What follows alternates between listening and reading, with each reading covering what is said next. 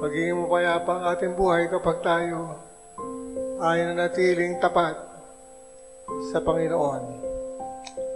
Kaya yung kapayapaan ng ating buhay ay nakabatay sa ating pagsasabuhay ng kalooban ng Diyos.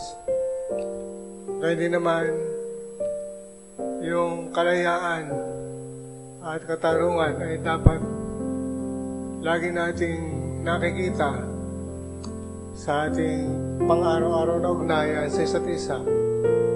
Kaya kung tayo ay nagnanais na maging makatarungan, maging malaya, at maging mapayapa ang ating buhay, dapat tayo rin ay nagsasabuhay ng pag-ibig.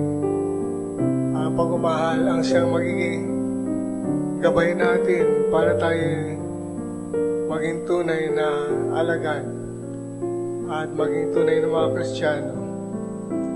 Kung kaya sa pamamagitan ng elemento ng pag-aari ng Diyos na dapat nating natitikman at naramdaman sa ating ugnayan araw-araw bilang mga tao, ito ay magiging dahilan para tayo ay makasama sa kakaunting maliligtas